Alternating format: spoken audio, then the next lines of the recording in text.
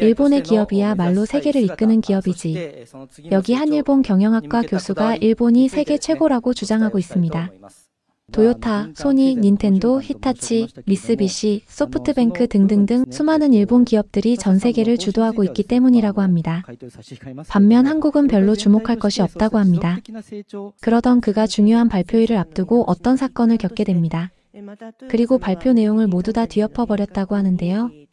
과연 어떤 일이 벌어진 건지 오늘의 사연 시작하겠습니다. 여러분의 의견을 댓글로 달아주셔야 나라가 발전합니다. 댓글 열심히 작성해주세요. 저는 늘 해가 지지 않는 나라에서 태어났다고 믿고 있었어요. 토요타, 소니, 파나소닉. 세계를 압도하던 일본 기업들의 신화가 제 머릿속에 가득했습니다. 게이오 기주쿠대 경영학과 교수로서 저는 그 위대한 기업 신화의 계승자 역할을 자처하고 있었죠. 매년 제 강의실을 찾아오는 야심찬 학생들에게 저는 거침없이 말하곤 했습니다. 일본 경영의 원칙은 세계 최고입니다.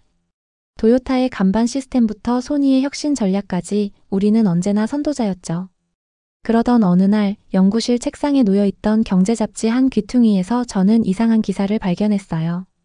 한국 기업들의 글로벌 점유율 사상 최고치 달성이라는 제목이었습니다. 처음엔 코웃음이 나오고 있었어요. 결국 일본을 따라한 것이겠지 하고 생각했거든요. 그런데 그 다음 주에 또 다른 기사가 눈에 들어왔습니다. 삼성전자 일본 기업들 제치고 반도체 시장 세계 1위 수성. 이번에는 미소가 아닌 미세한 불편함이 느껴지고 있었어요. 대학 동료 교수 나카무라가 제 연구실을 찾아왔을 때였습니다. 야마다 교수, 다음 달에 서울대에서 동아시아 기업 리더십 컨퍼런스가 열린대. 발표할 내용 있으면 신청해봐. 글쎄, 한국 기업에 대해선 별로 연구한 게 없는데. 나카무라는 씩 웃으며 말했습니다. 그럼 이번 기회에 공부해보지 그래?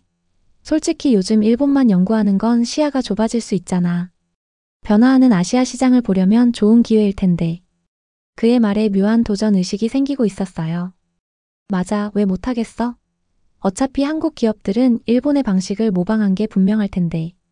제가 가서 객관적으로 평가해주는 게 좋을지도 모르겠다고 생각했습니다. 그래, 한번 준비해볼게. 말은 이렇게 했지만 제 속마음은 달랐어요. 사실 제 발표 주제는 이미 정해져 있었거든요. 모방과 추격 한국 기업의 성장 한계와 일본식 경영의 우월성. 그렇게 저는 표면적으로는 학술적 호기심을, 내면적으로는 오만한 우월감을 품고 서울행 비행기 티켓을 예약했습니다. 한국이라는 낯선 세계로의 첫 발걸음을 내딛고 있었어요. 비행기에서 내리자마자 서울의 활기찬 공기가 저를 맞이했습니다. 인천공항은 놀라울 정도로 현대적이었고 공항철도는 정확하게 시간을 지켰어요. 택시 기사는 유창한 일본어로 저를 맞이했습니다. 일본에서 오셨습니까? 도쿄는 좋은 도시죠. 네, 좋은 도시입니다. 서울은 처음이에요. 아, 그러세요? 재미있게 지내다 가세요. 요즘 젊은 일본인들이 많이 찾아오더라고요. 뭔가 마음에 걸리는 말이었어요. 왜 일본인들이 한국을 찾는 걸까? 우리가 배울 게 있다고. 호텔에 체크인하고 창문을 열자 서울의 화려한 야경이 펼쳐지고 있었습니다. 멀리 한강이 보이고 빌딩들은 조화롭게 빛을 발하고 있었어요. 마치 오랜 계획 아래 설계된 도시처럼 느껴졌습니다. 생각보다 체계적이군. 침대에 누워 내일 만날 서울대 이소영 교수에 대해 생각하고 있었어요. 그녀는 제 발표 준비를 위한 가이드 역할을 맡기로 되어 있었습니다. 그저 형식적인 만남이겠지만 예의상 몇 가지 질문을 준비했어요. 한국 기업은 어떻게 일본의 성공 모델을 배웠나요? 삼성은 어떻게 소니의 방식을 변형했나요? 한국 경영 교육에서 일본 사례는 얼마나 중요한가요? 모두 제 가설을 확인하기 위한 편향된 질문들이었습니다. 하지만 그때 저는 그 사실을 전혀 깨닫지 못하고 있었어요.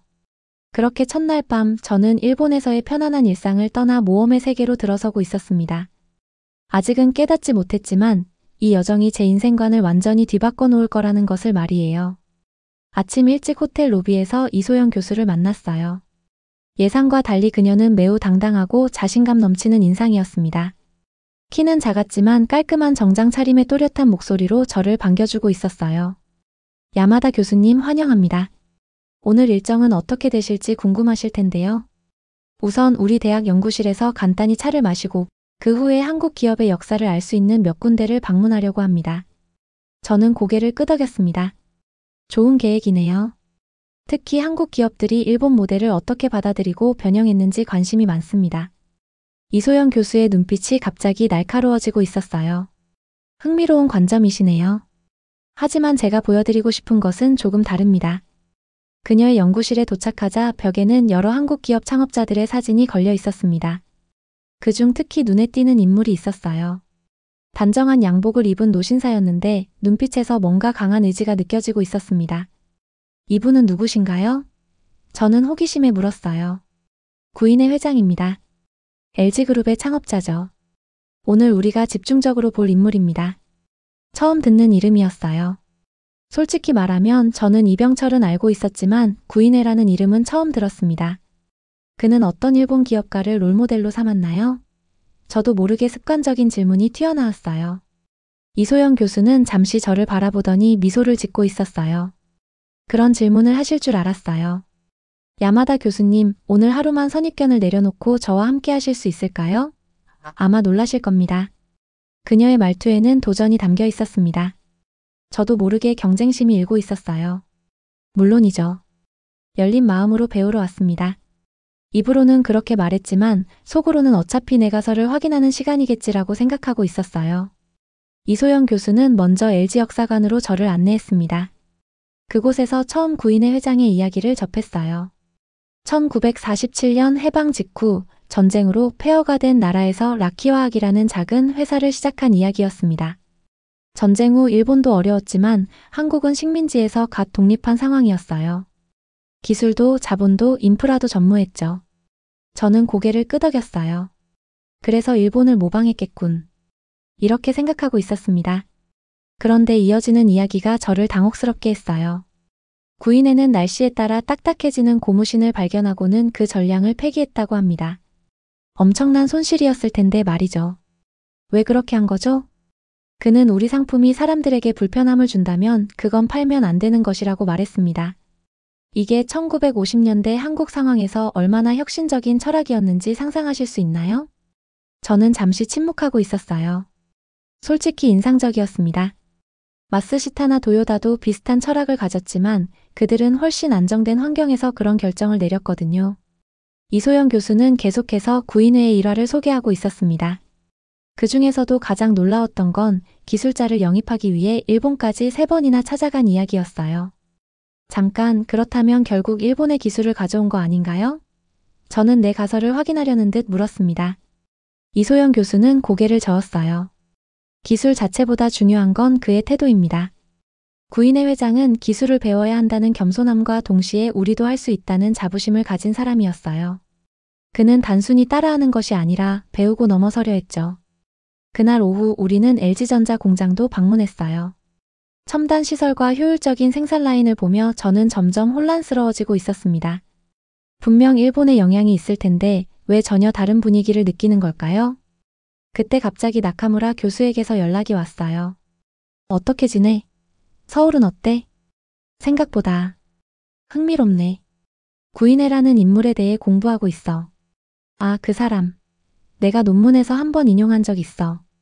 그의 사람 중심 경영은 꽤 인상적이었지. 정말 특이한 경영 철학을 가진 사람이었어. 저는 놀라고 있었어요. 나카무라도 구인회를 알고 있었던 거예요? 그는 계속해서 메시지를 보내고 있었습니다. 뭔가 발견한 게 있으면 알려줘. 너의 한국은 모방뿐이라는 고정관념이 깨지면 재밌을 것 같은데. 그의 메시지에 저는 잠시 멍해지고 있었어요. 나카무라는 처음부터 제 편견을 알고 있었던 걸까요? 그래서 저를 한국에 보낸 건가 하는 생각이 들었습니다. 저녁 식사 자리에서 우리는 니케이 신문이 다카하시 기자와 합류했어요. 그는 한국 경제를 오랫동안 취재해온 사람이었습니다. 날렵한 체형에 짧은 머리를 한 그는 조용한 말투였지만 눈빛은 매우 날카롭게 빛나고 있었어요. 야마다 교수님, 어떤 느낌이 드세요? 처음 와보시는 건가요? 네, 처음입니다.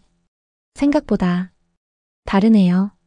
다카하시는 의미심장한 미소를 짓고 있었어요. 저도 처음 왔을 때 충격받았어요. 왜 우리는 한국을 제대로 알지 못했을까 하는 생각이 들더라고요. 그의 말에 저는 묘한 동질감을 느끼고 있었습니다. 다카하시는 계속해서 말했어요. 제가 취재하면서 가장 흥미로웠던 건 한국 기업들이 단순한 제품이 아니라 철학을 바탕으로 성장했다는 점이에요. 특히 구인회 회장 같은 경우는 그렇게 우리 셋은 밤늦도록 한국 기업의 역사와 철학에 대해 이야기하고 있었어요. 그리고 저는 점점 더 제가 얼마나 많은 선입견을 가지고 있었는지 깨닫기 시작했습니다. 호텔로 돌아오는 길 이소영 교수가 말했어요. 내일은 구인회 회장의 고향인 진주에 가보는 게 어떨까요? 그의 철학이 어디서 비롯되었는지 보면 더 이해가 될 거예요. 저는 고개를 끄덕였습니다. 이제 저는 단순한 연구자가 아니라 진정한 탐험가가 되어 있었어요. 다음 날 아침 저희는 KTX를 타고 진주로 향하고 있었어요. 창밖으로 지나가는 한국의 풍경은 일본과 비슷하면서도 달랐습니다. 산은 더 우뚝하고 들판은 더 넓게 펼쳐져 있었어요. 햇빛이 창문을 통해 들어오면서 따스한 기운을 느끼고 있었습니다. 구인회 회장님의 철학을 이해하려면 먼저 그가 자란 환경을 봐야 합니다. 이소영 교수가 말하는 동안 저는 고개를 끄덕이고 있었어요. 진주에 도착하자 저희는 먼저 LG그룹이 세운 기념관을 방문했습니다. 그곳에는 구인회의 어린 시절부터 기업가로 성공하기까지의 이야기가 담겨 있었어요. 1910년 일제강점기에 태어난 구인회. 그가 자란 시대는 한국인들에게 매우 어두운 시기였다고 합니다. 제대로 된 교육이나 기회가 없었고 식민지 국민으로서 차별을 받고 있었어요. 이런 시대적 배경이 그의 철학에 어떤 영향을 미쳤을까요? 저는 궁금해서 물었습니다. 이소영 교수는 잠시 생각하더니 대답하고 있었어요. 아마도 우리도 할 수 있다는 강한 자부심과 함께 잘 살아야 한다는 공동체 의식이 그때 형성되었을 거예요. 식민지 경험은 고통스럽지만 역설적으로 강한 국가적 자존감을 만들어내기도 합니다. 그 말이 제 마음에 깊이 와닿고 있었어요. 일본이 패전 후 우리도 할 수 있다는 민족적 자부심으로 경제 부흥을 이룬 것과 비슷하면서도 다른 맥락이었습니다. 저희는 구인회가 다녔던 학교도 방문했어요. 지금은 현대적인 건물로 바뀌어 있었지만 그곳에서 저는 어린 구인회가 어떤 꿈을 꾸었을지 상상하고 있었습니다. 여기서 그는 어떤 과목을 좋아했을까요? 기록에 따르면 수학과 과학을 특히 잘했다고 합니다. 하지만 더 흥미로운 건 그가 학생회장으로 활동하며 친구들 사이에서 이미 리더십을 발휘했다는 점이죠. 이소영 교수의 설명을 들으며 저는 고개를 끄덕이고 있었어요. 어린 시절부터 이미 리더의 자질이 보였다니 놀라웠습니다. 점심은 진주의 전통시장에서 먹었어요. 오래된 시장 속에서도 질서정연함이 느껴지고 있었고 상인들은 활기차게 손님들을 맞이하고 있었습니다. 음식 냄새가 코끝을 자극하며 식욕을 돋우고 있었어요. 이곳이 그가 경제활동의 기본을 배운 곳이라고 할 수 있어요. 어린 시절 시장에서 물건을 팔며 상업의 기초를 익혔다고 하죠. 음식을 먹으며 저는 문득 묻고 싶은 질문이 생각나고 있었어요. 한국 사람들은 일본에 대해 어떻게 생각하나요? 특히 구인의 세대는 식민지 경험이 있는데. 이소영 교수는 잠시 숟가락을 내려놓았어요. 조금 예민한 질문이었나 걱정되고 있었습니다. 복잡한 감정이죠.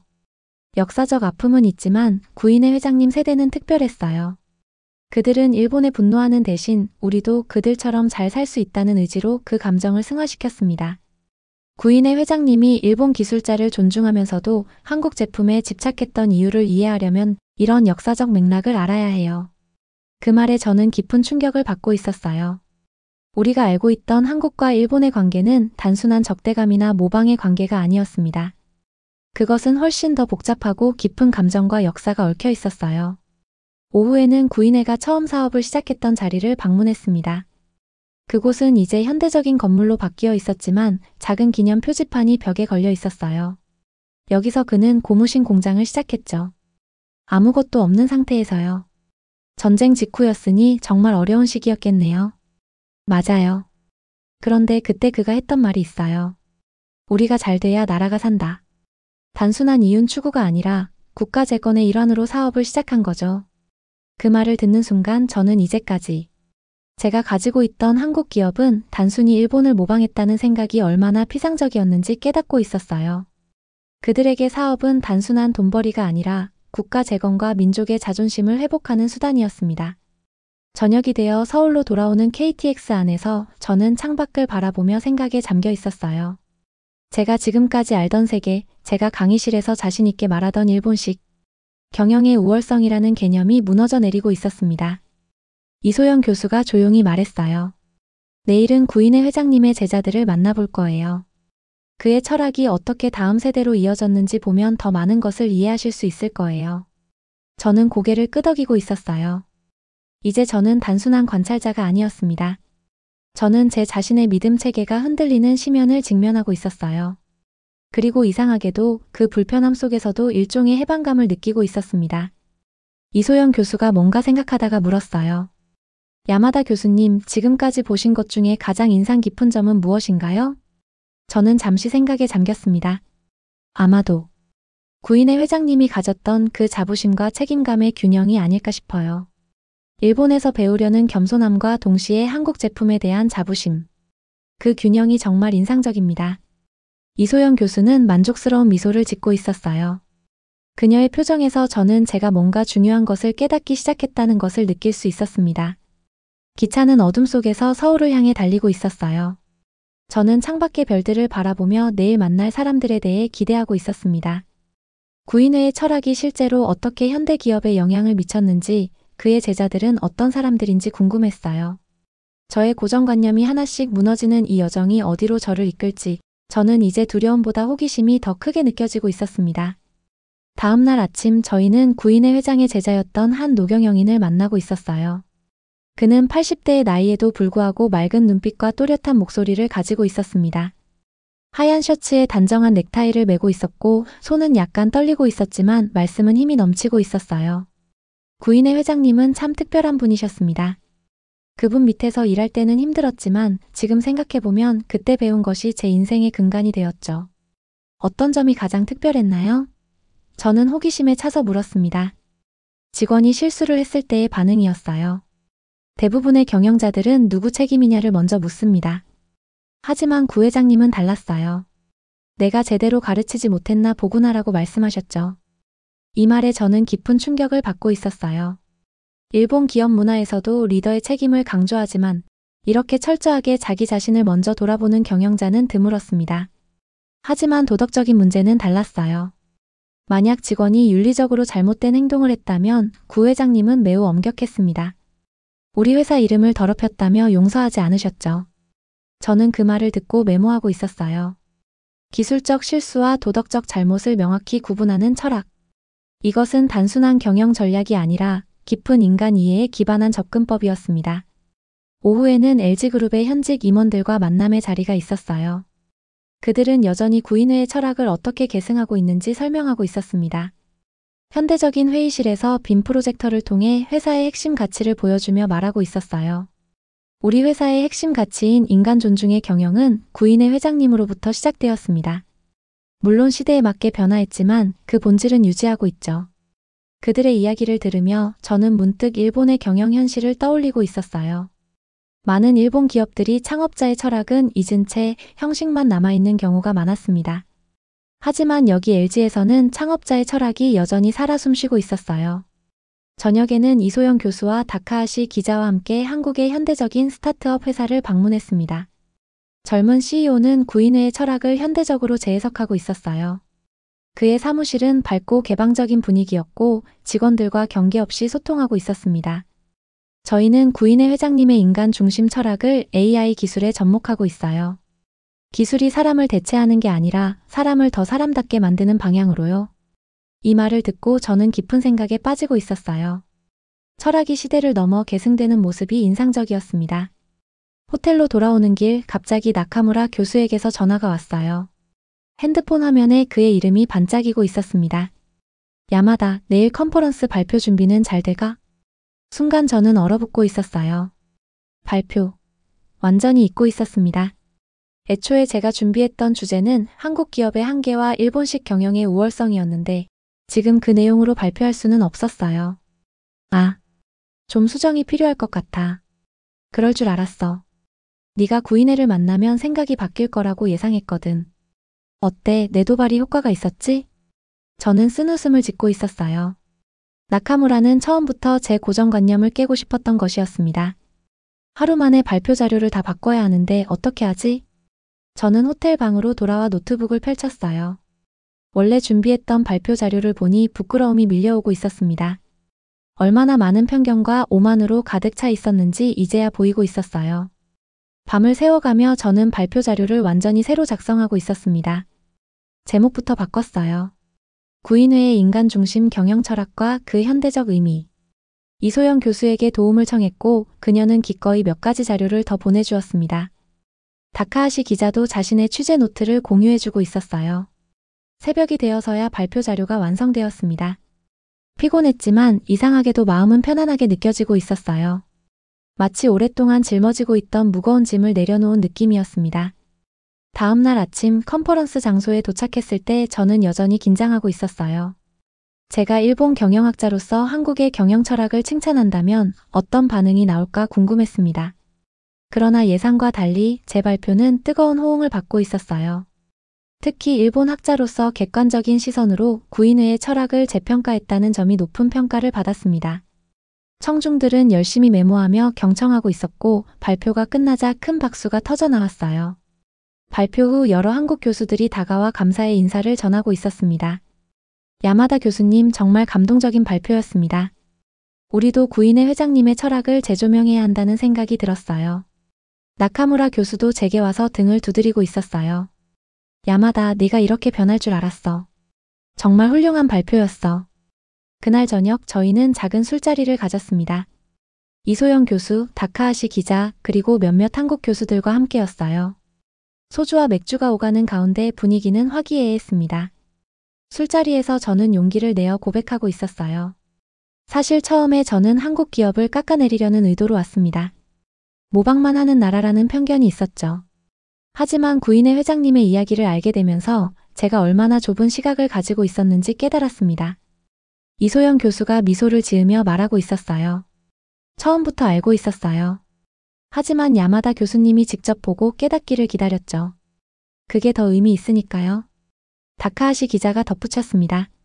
저도 처음 한국을 취재할 때 비슷한 경험을 했어요. 우리 일본인들은 때로는 우리 시각만이 옳다고 생각하는 경향이 있죠. 하지만 다른 나라의 독창성과 철학을 인정할 때 우리도 더 성장할 수 있다고 생각합니다. 그 말에 깊이 공감하고 있었어요. 저는 이제 진정한 시련을 극복한 것입니다. 그 시련은 외부의 도전이 아니라 제 마음속의 선입견과 편견이었습니다. 서울에서의 마지막 날, 저는 이소영 교수와 함께 한강변을 걷고 있었어요. 아침 햇살이 강물에 반짝이며 서울의 아름다운 스카이라인을 비추고 있었습니다. 강바람이 살랑살랑 불어오며 마음을 편안하게 해주고 있었어요. 야마다 교수님, 이번 여행은 어땠나요? 저는 잠시 생각에 잠겨 있었어요. 제 인생에서 가장 의미 있는 여행이었습니다. 지금까지 제가 가르쳐온 많은 내용들을 다시 생각해봐야 할 것 같아요. 앞으로 어떤 계획이 있으신가요? 일본으로 돌아가서 구인회 회장님에 대한 책을 쓰고 싶어요. 일본 학생들에게 그의 철학을 소개하고 싶습니다. 또한 경영학 수업에서도 한국 기업의 사례를 더 많이 다룰 계획이에요. 이소영 교수는 흡족한 표정을 짓고 있었어요. 저희는 커피숍에 들어가 마지막 대화를 나누고 있었습니다. 따뜻한 커피 향이 온 공간에 퍼져 있었어요. 사실 저는 한국과 일본이 서로의 장점을 배우며 함께 발전했으면 하는 바람이 있어요. 과거의 아픔을 넘어 미래를 함께 만들어가는 동반자가 되는 거죠. 저는 고개를 끄덕이고 있었어요. 저도 같은 생각입니다. 이제는 누가 더 우월한가가 아니라 어떻게 함께 성장할 수 있는가를 고민해야 할 때인 것 같아요. 이소영 교수와 작별 인사를 나누고 저는 공항으로 향하고 있었습니다.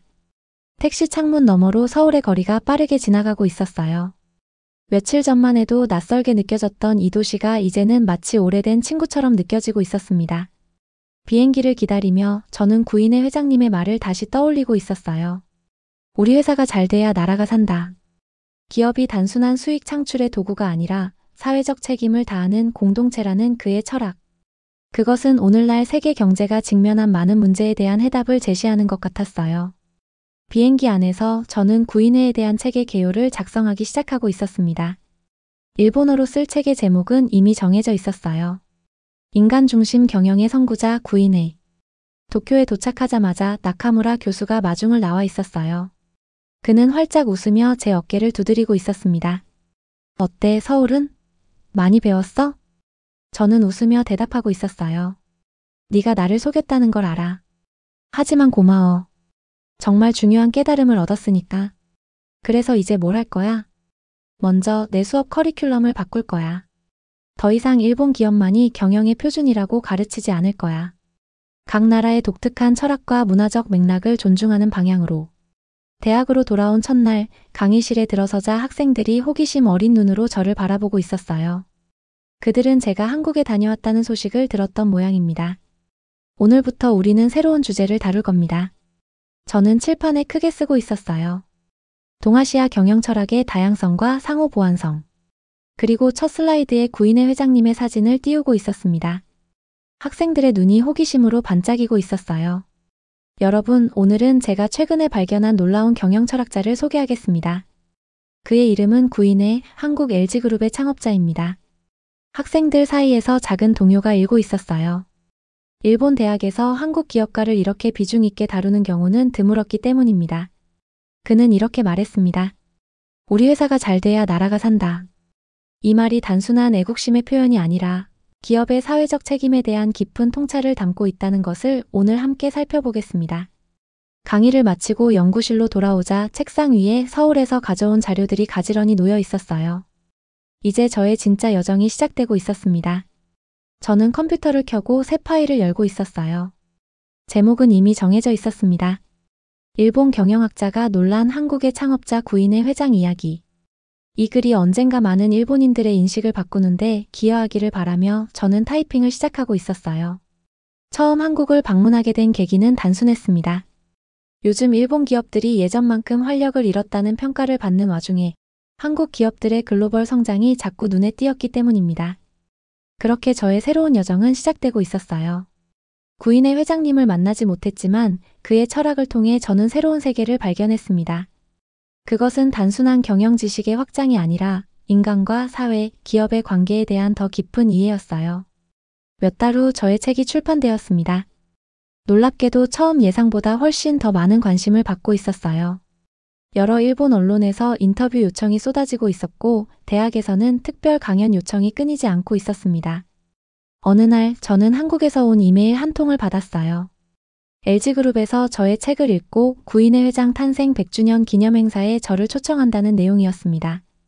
가슴이 벅차오르고 있었어요. 저는 이제 더 이상 일본식 경영의 우월성을 주장하는 교수가 아니었습니다. 저는 동아시아의 다양한 경영 철학을 연구하고 그 안에서 인류 공통의 지혜를 찾아내는 학자가 되어 있었어요. 그리고 언젠가 제가 쓴 책을 통해 또 다른 일본 학자들이 자신의 선입견을 깨닫고 더 넓은 세계를 볼 수 있기를 희망하고 있었습니다. 이것이 저 야마다 슌스케의 변화와 성장의 이야기입니다. 한 사람의 철학이 세상을 바꿀 수 있다는 것을 구인회 회장님을 통해 배운 소중한 교훈이었어요. 지금도 가끔 저는 서울의 그날들을 떠올리곤 합니다. 이소영 교수, 다카하시 기자와 함께했던 대화들, 구인회 회장님의 고향 진주를 방문했던 기억, 그리고 제 마음속의 벽이 무너지던 그 순간들. 모든 것이 제 인생의 전환점이 되어 있었어요. 덕분에 저는 더 넓은 시각으로 세상을 바라볼 수 있게 되었고, 더 나은 교수, 더 나은 연구자가 될 수 있었습니다. 때로는 우리의 가장 큰 적이 외부가 아니라 우리 자신의 마음속에 있는 편견이라는 사실을 저는 이제 잘 알고 있습니다.